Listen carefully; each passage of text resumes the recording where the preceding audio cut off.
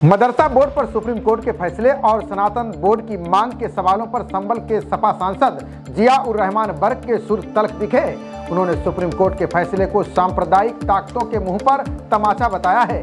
वहीं वक्फ बोर्ड की तरह सनातन बोर्ड की मांग पर तीखा जवाब दिया। देखिए संभल से हमारे संवाददाता से बातचीत में सपा सांसद और क्या क्या बोल गए। बता दें कि सुप्रीम कोर्ट ने उत्तर प्रदेश मदरसा शिक्षा बोर्ड अधिनियम 2004 को संवैधानिक करार दिया। कोर्ट ने इसी के साथ इलाहाबाद हाई कोर्ट के 22 मार्च के फैसले को भी खारिज कर दिया, जिसमें यूपी मदरसा अधिनियम को रद्द कर दिया गया था। साथ ही सुप्रीम कोर्ट ने ये भी कहा कि यूपी मदरसा बोर्ड 12वीं कक्षा से आगे कामिल और फाजिल का प्रमाण पत्र देने वाले मदरसों को मान्यता नहीं दे सकता। ये यूजीसी अधिनियम के विपरीत है। अब सुप्रीम कोर्ट के इस फैसले पर सपा सांसद जिया उर रहमान बर्क ने सरकार से तीखे सवाल पूछे।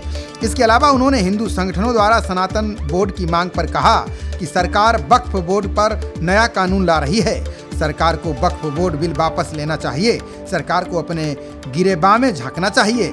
जब वो हमारा हक नहीं दे पा रही है तो दूसरा बोर्ड बनाने की क्या जरूरत है। देखिए, मैं सबसे पहले माननीय सर्वोच्च न्यायालय का इस फैसले का स्वागत करता हूँ, इस्तकबाल करता हूँ कि उनके इस फैसले से जाहिर होता है कि अभी इस मुल्क के अंदर, आज़ाद हिंदुस्तान के अंदर अभी संविधान जिंदा है और ये सुप्रीम कोर्ट का फैसला उन सांप्रदायिक ताकतों के मुंह पे एक तमाचा है जो सिर्फ इस आधार पर अपनी राजनीति के लिए सिर्फ हमारे पक्ष को, खासतौर से मुस्लिम समाज को टारगेट कर करके इस टाइप का कदम उठा कर करके उनको नुकसान पहुंचाना चाहते थे।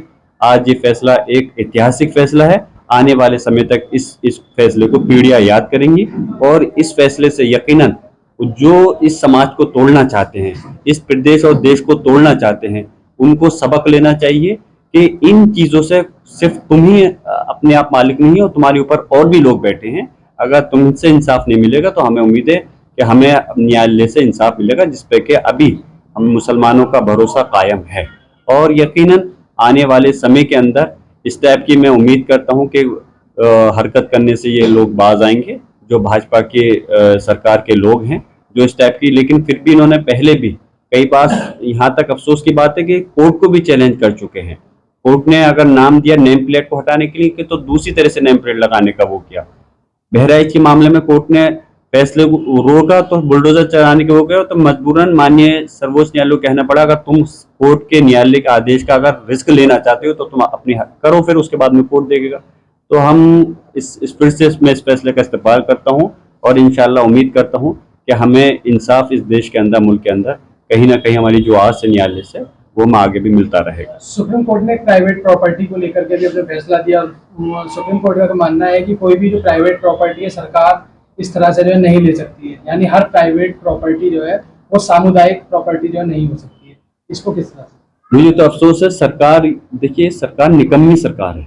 उसकी वजह यह है कि जब कोई भी अगर किसी अपने मान लीजिए परिवार का वो होता है तो अपनी प्रॉपर्टी को बढ़ाने का काम करता है, और ये सरकार जो है सरकारी संपत्तियों को बेचने का काम करती है और फिर उसके एवज में उसकी भरपाई कहाँ से करती है? जो समाज के लोग हैं, जनता के लोग हैं, उनको फायदा पहुंचाने की जगह प्राइवेट संपत्तियों को किसी न किसी रूप में कि उनकी कब्जाने का वो करती है। माननीय सर्वोच्च न्यायालय ने एक अच्छा फैसला दिया है कि इस प्रकार प्राइवेट प्रॉपर्टियों पर कब्जा करना मुनासिब नहीं है और ये हक तलफी है। और ये सिर्फ मुसलमानों के साथ नहीं, किसी भी आप धर्म बिरादरी के अगर प्रॉपर्टियों को आप इस टाइप से कब्जाने का प्रयास करोगे तो आपके सरकार से फायदा क्या हो गया? सरकार का मकसद जनहित में फायदा पहुंचाने का होता है, नहीं कि उन लोगों के हकों को छीनना होता है। लगातार सवाल उठ रहे हैं और इस पर कानून बनाने की मांग की जा रही है। वहीं हिंदू भी सनातन बोर्ड बनाने की मांग कर रहे हैं, आपका क्या कहना है? देखिए, सरकार जो है सिर्फ यहीं आकर के टिक जाती है, सिर्फ मुद्दों से भटकाने की इस टाइप की बातें करती है। वक्फ बोर्ड के अंदर किसी प्रकार का अमेंडमेंट होने का कोई मतलब ही नहीं बनता है। वक्फ बोर्ड के लिए अगर वाकई में ये सबका साथ सबका विकास की बात करती है, सरकार अगर कहती है कि हम सबके लिए विकास की बात कर रहे हैं, वक्फ बोर्ड में हम इन चीजें करने से जनता का फायदा होगा। मैं पूछना चाहता हूँ, अगर आप वाकई में मुसलमानों के हित की बात करते हो तो उससे पहले हमारे जो जिम्मेदार लोग थे, चाहे वो उलमा इकराम थे या संस्थाओं के लोग थे या पॉलिटिकल लोग थे, उन लोग सब लोगों को मिलकर करके उनसे मशवरा करते कि किस प्रकार हम इसमें अमेंडमेंट करें जिससे कि आपके लोगों को फायदा हो सके।